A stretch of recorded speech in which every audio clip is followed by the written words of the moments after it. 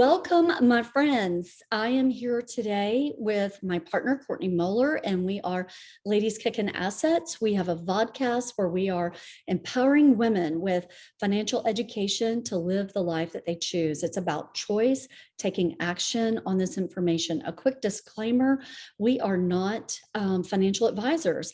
However, we do have a lot of experts coming on our show and providing you with incredible information about tons of different asset classes and business lines. And I am so thrilled today about our guest. I'm going to have Courtney introduce you. Well, I mean, I'm always excited about our guest. I know. This is Randy Wilson, who I had the pleasure of meeting at one of the Real Estate Guys events. I absolutely adore your entire family, and I'm so excited to have you here.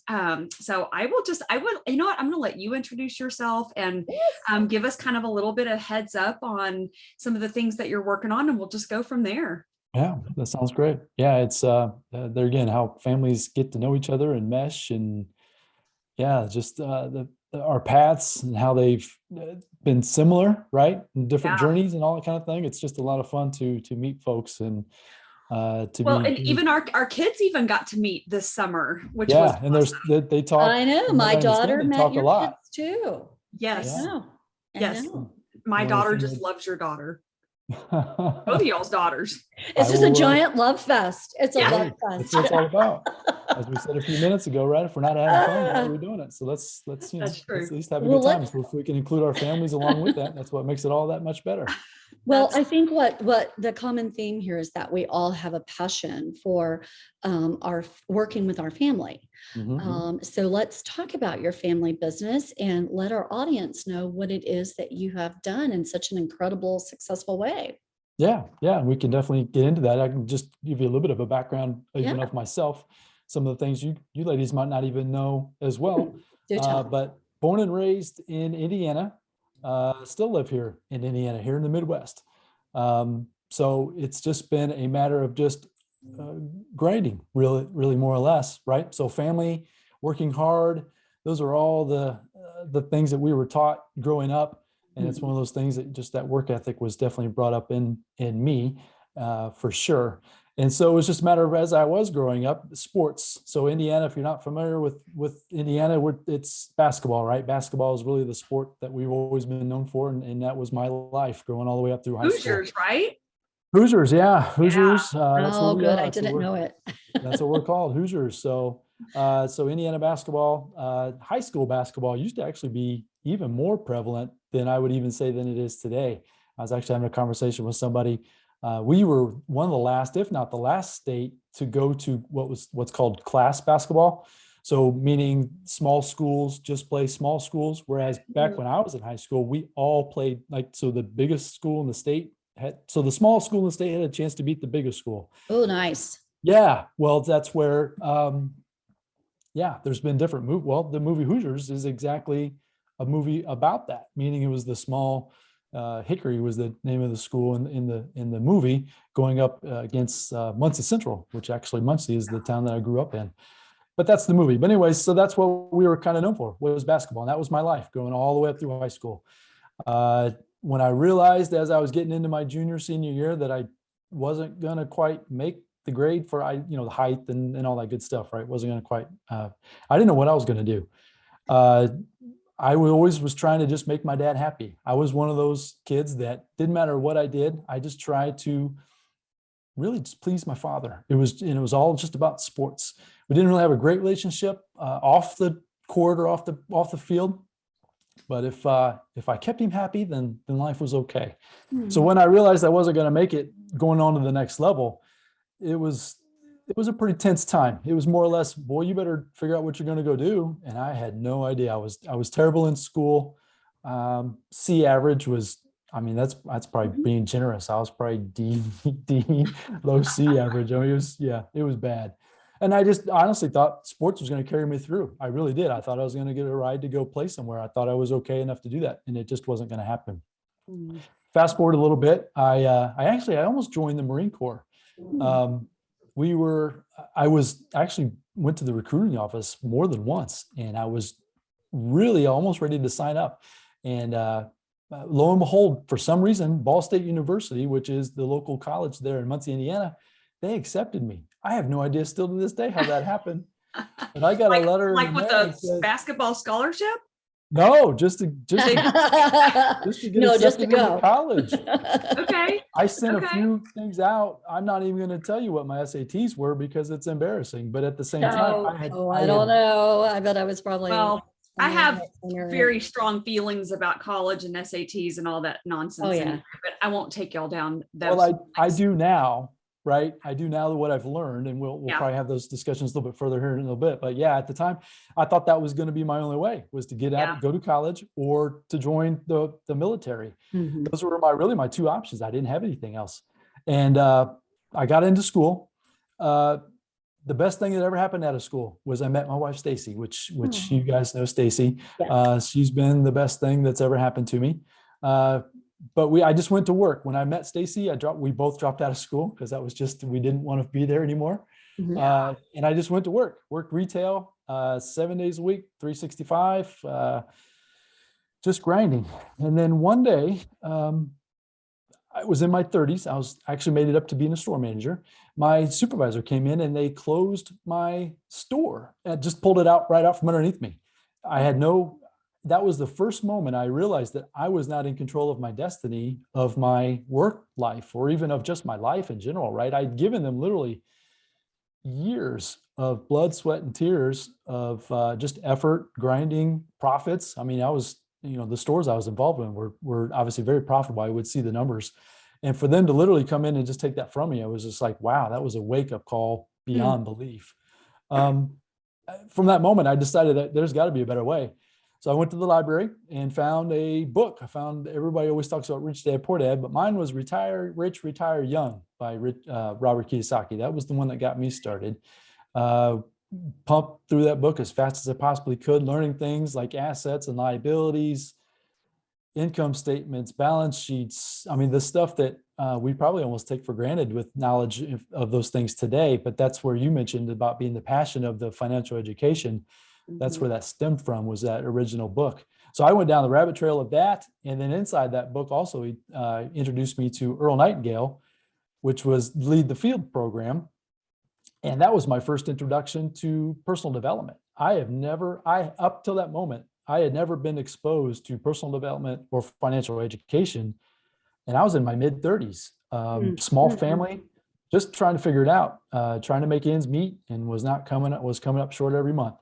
And when I discovered this basic information, that's when it all started to change. I realized that then I could be in control and start moving my family in a direction that I wanted them to go.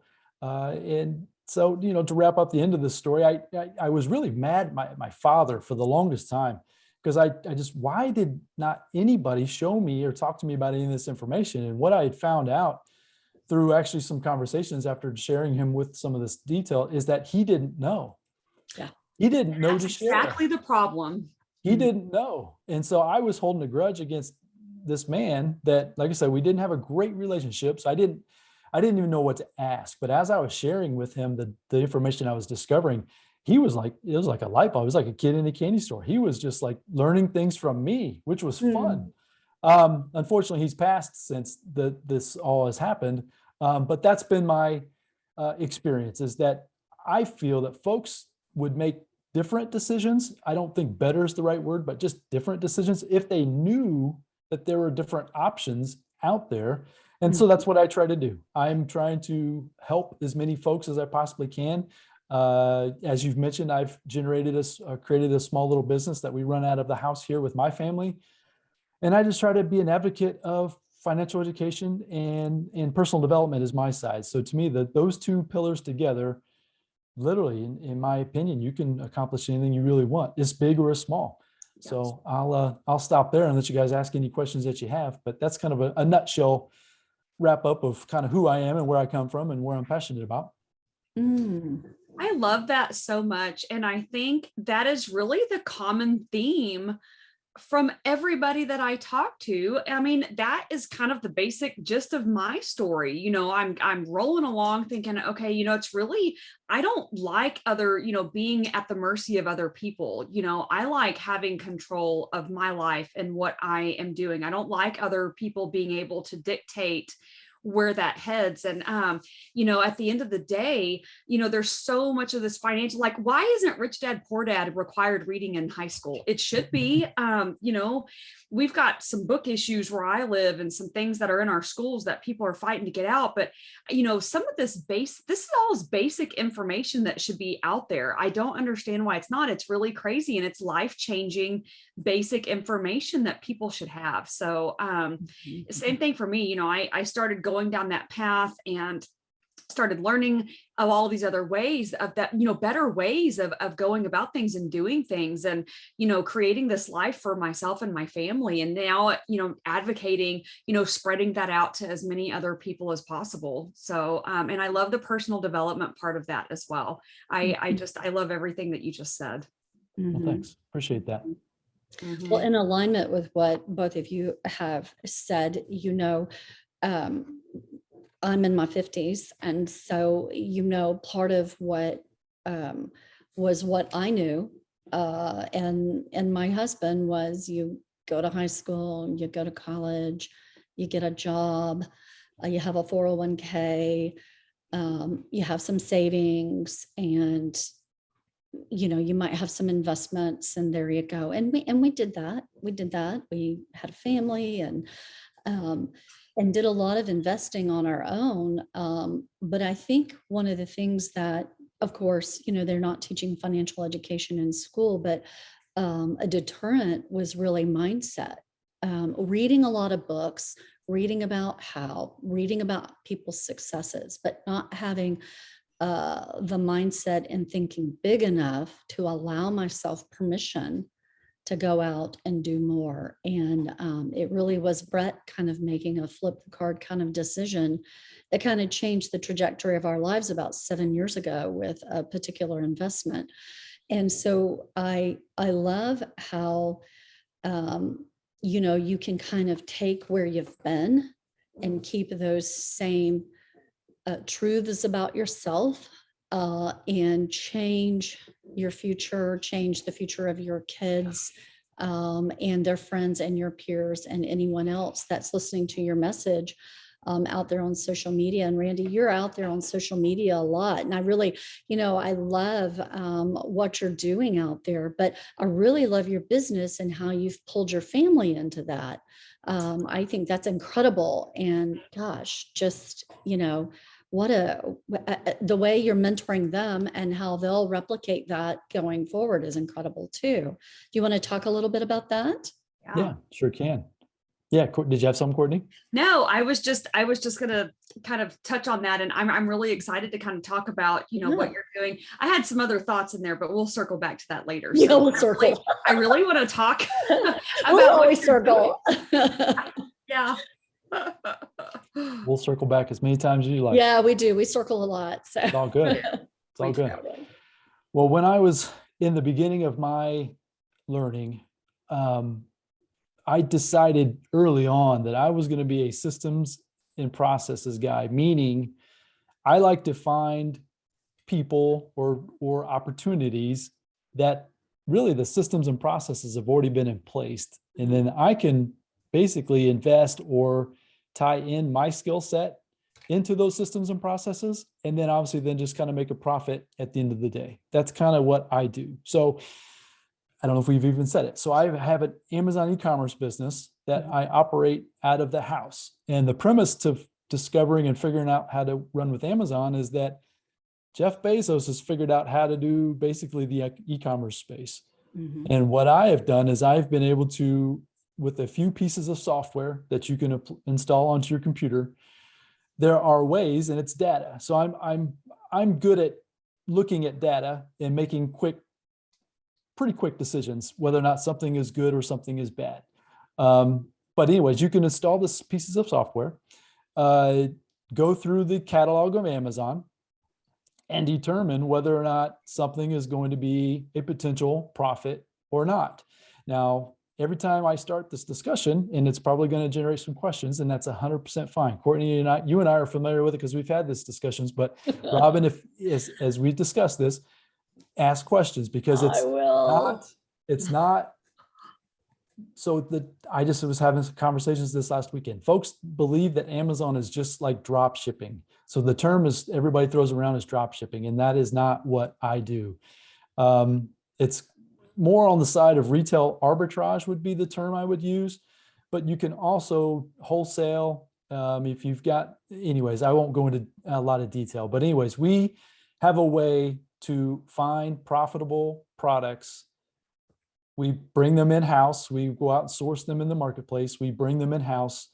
My family packages, it's bundles, 2s, 3s, 4s of specific things.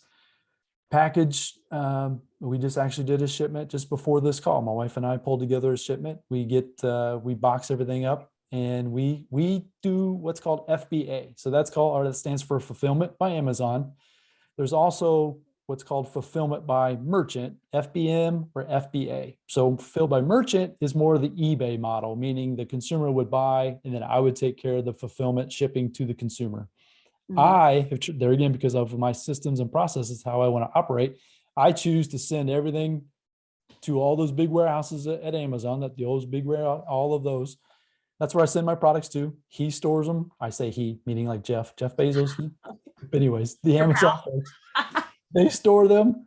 When a consumer buys one of my items, they take care of the fulfillment. So it gets shipped from there to the end user, and I don't have any contact with that end user whatsoever. They take care of the fulfillment, but I'll stop there. So that might have generated a lot of questions. I'll stop there, and I'll answer anything that you guys have. But that's basically it. It's called, the term would be called retail arbitrage. Just a small little business we run from our house, and we use Amazon as the platform of choice to fulfill sales to the consumer. It's fascinating. So my question really, I'm I love sitting that here look. just That like, was a I've great got look, 'cause questions that's flying the in my look I head. always get. But It's percolating. it's like I use Amazon every day For for everything. from my ashwanda drops to ink cartridges to, nutrients, whatever. And Most of the time, but people don't right. realize. And so I'm just like everyone else. And I've begun using it more and more and more as Which my is lifestyle convenient. has changed. It is very convenient. But I also use Instacart, and I use, a lot of different convenience style shopping. But I'm just kind of wondering, beyond the business, what motivated you to really look into that as a business for you and your family? Good How question. did you go from suddenly you're having an incredibly successful business? I mean, you have to start somewhere. Was there someone else doing this that you just said, oh my God, I think I can do that too. I think I can do it more efficiently. Yeah. How did you do So- that? Yeah. So this was probably back 2016, 2017, something like that. I was just in the search of, there again, with trying to figure out a way to generate a business out of the house, basically, right? Trying to figure out. So it was just online searches. I was just searching how to sell on Amazon, or I don't remember, the specific question I was asking, but I came across this group that was talking about how they do things uniquely, which is very, obviously how I've described it, right? It's different than what most people understand. I actually started with buying and selling used books. I would go there. We have a local chain here in Indiana that sells books for 50 cents, $1. And once again, there are pieces of software you could install that would tell you what that book would then sell on Amazon. And so you can buy them for $1, buy them for 50 cents, and then flip it for 10, 15, 20, 25. It just depended on what the book was. So that's where I started. And that's where I got the feeling for what Amazon, the power of what it was, right? Meaning it was, you find it, you ship it to them, and then they took care of the fulfillment, which obviously then intrigued me to keep learning more. The issue with that book model was that I was always chasing the next book. I could never stop, or I could never slow down. Because once I found or sold the book, it was on to the next one. I always had to keep chasing that next item. Whereas the model I've come up, or I'm using now with retail arbitrage, is I have hundreds of SKUs, but I'm selling them over and over and over. So I will sell, sometimes I sell 3, 4, 5 of the same item in a day. So then it's replicatable, meaning I can go out and take that. So it's just data, right? So then I can use the data that Amazon gives me and determine inventories, how much to keep, how much to store, how much to keep shipping, that kind of thing. So it's just a matter of inventory management, which goes back to my retail grocery days. That's because that's really what I did back in the day. Wow. Isn't it amazing how our past can have place in our present, Yeah. with the things that we're doing in real estate, investing, syndicating. I wouldn't have thought that until you actually said that, but it is so obviously true. That's just incredible. The financial education part, once you learn what it all has a language, right? Business has a language, Amazon has a language, real estate has a language, but it's all similar, right? So once you learn the basic key concepts, assets, liabilities, balance sheets, all of that, right? Because I had all that too, right? I have bookkeepers and I have, income statements and balance sheets and all that good stuff, but it's different, right? You've got different items in your columns or whatever you want to say. Yours is different than mine, but it's all the same. Yeah. Similar. Maybe it's same's not probably the right word. Similar. Yeah. So that way you can use it it's like I own real estate as well. And I have, income statements and balance sheets for that business as, you know what I mean? So it all just, once you learn the different concepts there, again, it's the stuff that isn't taught. That's the frustrating part. So with the ability then to take the information and then like what you're sharing, share it with my kids, I will share it with anybody that wants to know. And that's been the fascinating part. There's a lot of folks that you can just tell that they're just not interested, which that's okay. That's fine. I don't push what I know on anybody. But so for my kids, I tell them all the time that they are so far advanced that but they don't realize it, right? They're in their 20s. And so they're just getting started in the real world. Yeah. And I keep telling them that from my experience, and this is just my opinion as their dad, so maybe hopefully I'm right, but from if I knew what they know at 20, which I didn't, oh my gosh, I can't imagine where I would be even today. So I'm excited for them. So yeah, we just try to take what we do. But we started basic. Just one thing I definitely wanted to mention out there, and I don't know if it's been mentioned before or not, but just the cash flow board game. That's where we started. That's where I started. That's where a lot of my education came from, was playing the cash flow board game. And I'd say it's said around our house all the time. That's literally what I'm trying to do in real life, is play the cash flow board game in real life. And I don't know how often how often you guys have played, but we play often. Not as much now that the kids are a little older. I have to admit something to y'all. I bought the game. I've never played it. Oh my gosh. Oh, you got to get on it. Yeah, well, on it. Yeah. And bring your kids in, because I was never a Monopoly player. So it's based on kind of like a Monopoly, but with real estate. And it took a little bit for me to stay focused, just because, myself. And, well, we were actually talking about putting together a cash flow night with some, with Robert and Sharon, some friends. So we will. It just hasn't happened yet. So it'll happen. Oh my gosh, yeah. I'll come down for that, Courtney. That'd be fun. Yeah. Okay. Yeah. I'll let y'all know. It's that game. Like I said, I'm literally playing the game in real life. And so I won't spoil the fun for you, Courtney, because I'll let you do it for yourself. But there's phases to the game. And once you learn kind of the sequence, it actually becomes pretty easy. But the fun part is to do it multiple different ways. Stacy and I, we're actually in part of the game right now.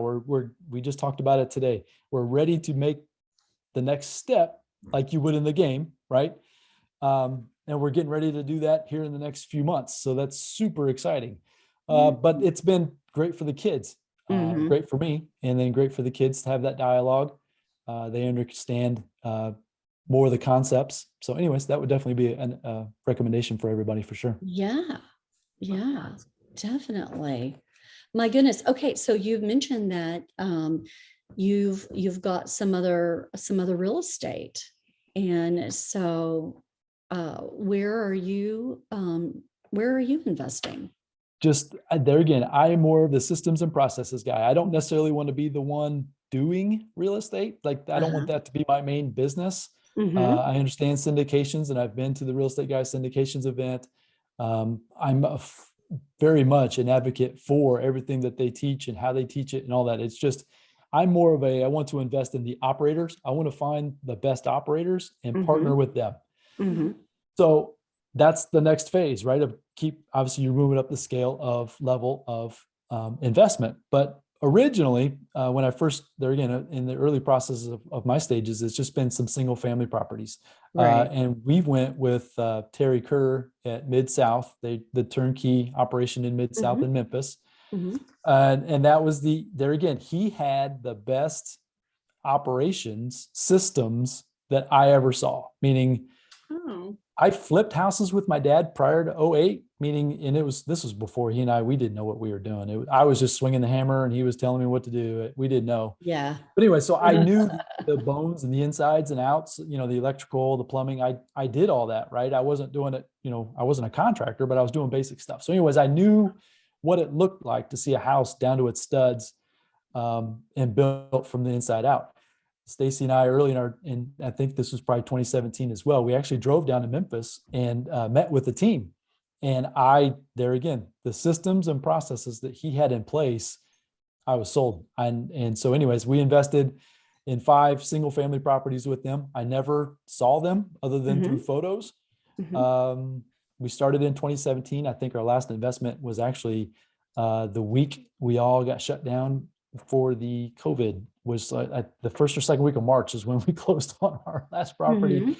But we did well, and we've had a rise up just like everybody has with everything that's going on in the economy today. We actually just liquidated a portion of those properties, which there again kind of goes into playing the game. That's kind of been our strategy. So we've had a little bit of a liquid event, and now we're trying to figure out where to pivot and go from there. So yeah, just some single families, but they've been great. We obviously took advantage of all the different advantages that come along with that. They cash flowed and made it through COVID. And so it's been awesome. So I have a quick question. So I know you do the fulfillment by Amazon. So I read a deal the other day that said, things have slowed down some. Have you seen anything slow down in Amazon? I don't know what all you sell on there, but I know it's stuff that people need that they're using in their daily lives. And so I just was wondering if that has had any effect, or if that has changed anything, or if you've had to pivot and shift in your Amazon business. We have had different times change often. The business on Amazon changes a lot, meaning we'll have times, this is actually the slowest time of year regardless. So it'll start picking back up again after Labor Day, going into October, the fall. The fall. I bet for Christmas. Yes, and the holidays. Yeah, so Q4 is what we call it. I mean, obviously it's Q4 for the business world, but in the Amazon world, that's just what we call it, Q4. We get geared up for Q4. So that last 3 months of the year, it's probably, and I should probably know this off the top of my head or as a factual statement, but we'll probably do half of our business in those last 3 months of the year. So it's just, you just learn that. So to say that it's down or worse, or it changes all the time. It's cyclical, like you have cyclical parts of the year. So, well, that makes sense. So the summer months are the slowest. So from say June after school gets out, but now there's certain things that are picking back up. So it's like most of my items I sell are food. I sell food and a few HBC, a few construction items, that kind of thing. But so it's like pudding packs, Pop-Tarts. That's always the example I always use. Wow. Items that, people are picking up for their kids, right? For back to school. Yeah, packaged. It's just, so some will do well, some won't. And that's where we go wide with the amount of SKUs. And so that if something's not doing well, then others are. So it just kind of, it fluctuates back and forth. Oh, that's smart. That's super smart. And so Very I smart. know that a lot of people, are interested in getting involved in, having an Amazon business. Are you teaching people how to do that? Do you have like a mentoring program, or are you helping people with that? Mhm. I am. I trained someone at the first of this year, and I've shown that person to how to get started. And they've got an up and running business. I need to actually follow up and find out exactly how far he has come. We talked via text earlier this last week, but I didn't get into details. I wanted to talk to him more face to face to get more details. But from what I understand, he's doing well. It was so great that once I got him up and running, he stopped reaching out to me. So I assumed Oh, that wow. Well, I and I have had a couple reached of out students. to you, and we have talked and stuff. And so I have got things where I'm about to implement this. I've had some other things that have come up that have kept me from taking that last step, but we're about this close. And so I knew you had talked about actually incorporating like an actual like mentorship program, Yeah. or something like that. So, okay, that's Yes. amazing. Yeah. Yeah, I have a couple of students I'm working with now, one-on-one. It's a 12-week program. The first month is just learning the process of finding the products, basically the ins and outs Okay. of how to search for the profit. I call it digging for gold. So that's basically what you're doing. You're literally finding needles in a haystack. I mean, it seems tedious, but once you learn how to read the data, it's simple is not the right word, but it becomes easier. Let's put it that way. And then once you learn that, and then it's a matter of learning how to get your products out to Amazon, right? The shipping, the bagging, the processing, the shipping. Yeah. And then once you get that system down, we'll bolt on the very last part, excuse me, basically of just monitoring your account, making sure your pricing is in line and when to reorder, you know what I mean? Inventory management, that kind of thing. Mhm. So yeah, that's kind of the 3-step process I've created. So basically I get that done in about 12 weeks. And how many hours a week does that take you now that you've got the process just, working seamlessly for someone? So for you, but then Yep. someone that you're teaching that's walking through your educational process, how long Mhm. is it taking them on average to? So we'll have an hour to hour and a half call, let's say a week. Mhm. And that's what we're kind of doing to go through. And I'll do a Zoom just like what we're doing right here. I'll share my Mhm. screen. I'll show them how I do it, when to do it. So it's a matter of they've it's almost like that analogy of getting off the runway, right? So it takes a lot of effort to get the airplane moving, right? To get it up in the air and get it moving. And that's kind of how this works as well. So it takes some effort up front. The more you put in, the more you're going to get out. I put an idea, or the idea of put in with my students is that I want them to find 30 profitable items in 30 days. So that's Okay. kind of the idea. So once they learn the process over maybe basically that second 60-day or second 30-day window, there is to find 30 potential, right? Because you might not have proven it out yet, but based on what I'm teaching, 30 profitable items that they can go test. We test small. We don't ever have a lot of capital at risk, and you prove it. You basically, you're 80 to 90% certain that it's going to do well, and the more you do it, the better you get at it. To Uh-huh. the point where, yeah, I don't.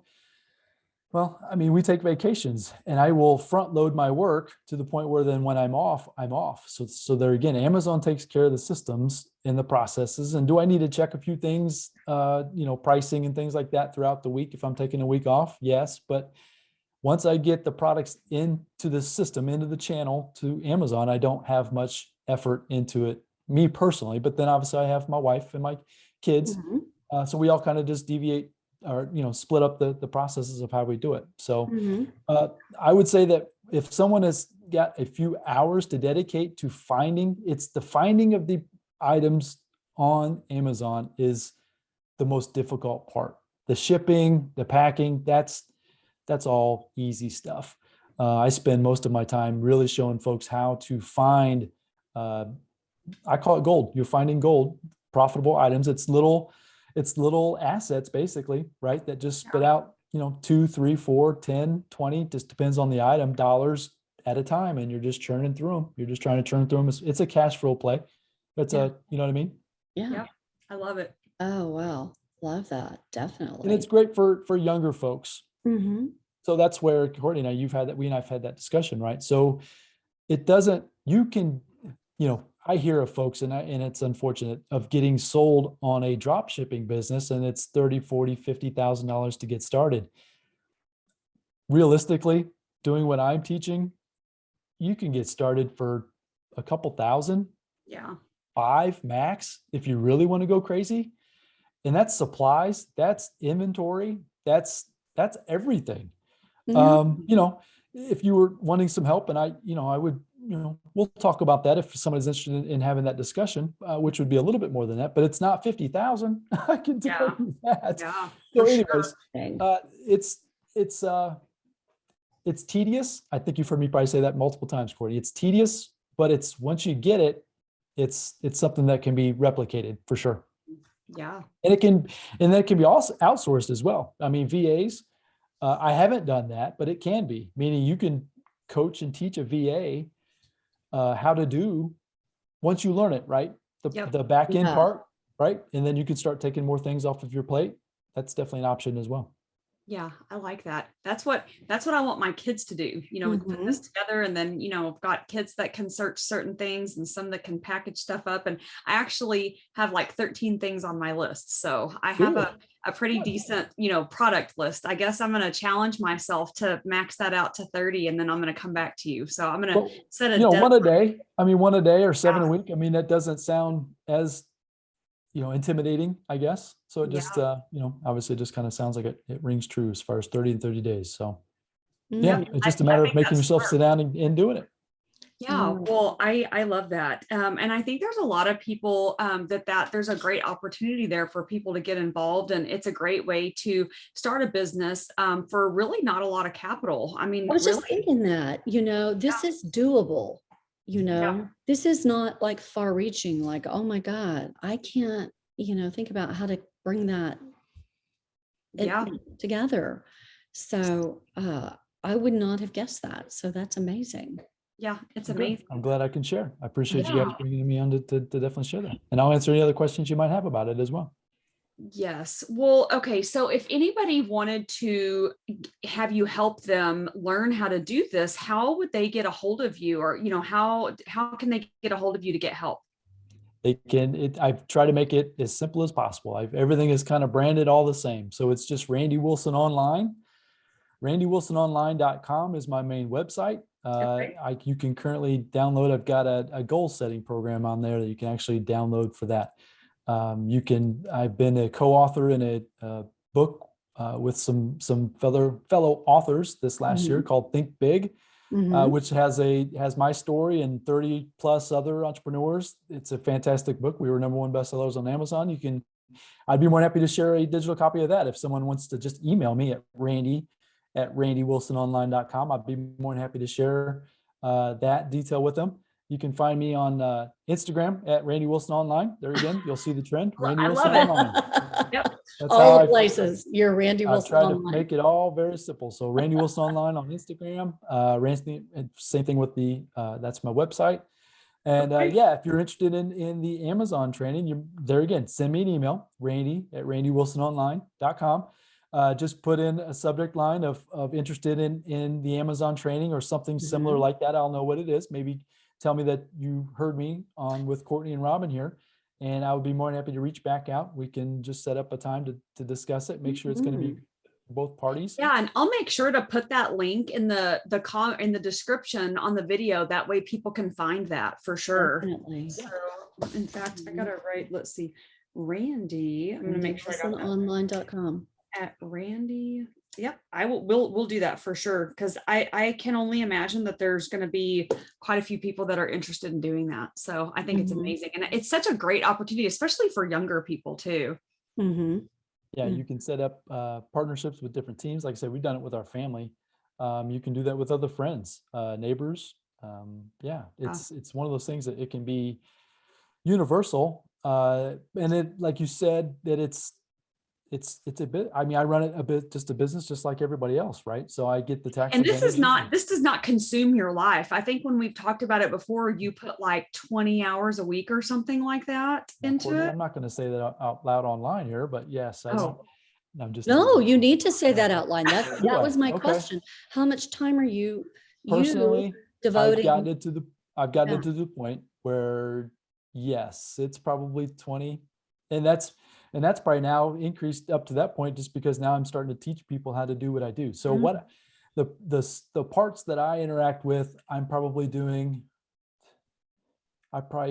to create the list and things is probably a couple hours a night, and I do that 3 or 4 times. So yeah, it's probably less than 20 hours total is what I end up doing a week. That's amazing. And I know y'all are really, I know y'all are extremely successful. So I will, yeah. So, I mean, you're talking about you're talking about less than a part-time job. And I know y'all are super successful. So that's amazing. That's incredible. Well, I mean, I think it's it can be- encouraging to so many scale it. people who are just kind of lost right now with trying to figure out, you know. That's such a great alternative Yeah. because you really are going to get out of it what you put into it. So you can turn that and scale it and make as much or as little as you want. I mean, really. Yeah, that's exactly it. So it's a matter of more processes, more, we can hire some folks. I know of others that have got warehouses that they do prepping and shipping out of if the house isn't quite big enough or becomes too small. So yeah, there's different ways to do it. We've gotten it to the size that makes sense for us and our little family. But it can be larger. It just depends. Once you learn the systems and processes, yeah, you can just bolt on different things. Amazon has got so many different opportunities. And the way I teach it is just a great way to get started to learn the basics when it comes to at least starting to make a profit on Amazon. So turning your profit instead of wages, right? So getting away from the W-2 working all the time and start figuring out how to make profits instead. So yeah, and the Amazon store is open 24/7. I'm literally up for business, literally 24/7, 365. It never shuts down unless the internet shuts down, which, that hasn't happened yet that I'm aware of. So, well, and everybody buys everything online. I mean, yes. they really do. Well, that's the thing. And most people don't realize that when they're purchasing things online from Amazon, most of the time, I wouldn't say all, but most of the time they're coming from folks just like me. Yeah. I love that. Yeah. So I wouldn't have guessed that. That's that's when I first start my conversations with folks, that's usually where I start, is that you would be surprised that you might not buy it directly from me, but you probably buy it from people just like me. And most people don't realize that Amazon is not Amazon. Amazon is basically just, they store a whole bunch of entrepreneurs that are bringing their stuff in and they they're store and they provide services to get it to the end user, but the products themselves, Amazon doesn't own. I own those which is products. a brilliant model for Amazon too. Yes, they profit handsomely, but once again, but all those little trucks that are driving around and all that, that's on them, right? So they take a percentage of my profits to pay for that, but so I don't have that liability. But yeah, you're right. I'm sure. Well, if anybody pays attention to what Amazon does as far as from a profitability standpoint, yeah, you can see that they're doing okay. Yeah, they're doing okay. So it's just partners. Wow. Well, Randy, I really appreciate your time and sharing your story about how you got into this space and just about this e-commerce business that you've built with your family and that it's replicatable and real people can do this. This is not like, so beyond someone's ability to jump in and do this. They've just got to devote the time. And you've shared with us how our viewers can get in touch with you. And again, that's at randywilsononline.com. And, I'm just excited to learn myself a little bit more about it and look at some of your educational content that you've got on the how-to, Yeah, I appreciate it. It's been So a lot of again, fun. thank you so much for Thank you so much. This has been so great. I think this is going to be such a great topic and great information for people to have. So thank you so much for taking the time to come on here and share with our listeners and all the other people. I'm honored. This is great. I just appreciate the conversations, and it's just always fun to try to give back and try to help. It's a lot of fun. So I appreciate everything you guys are doing too for the community. You really are. Well, thank you. Thank you again. All right. Thank you.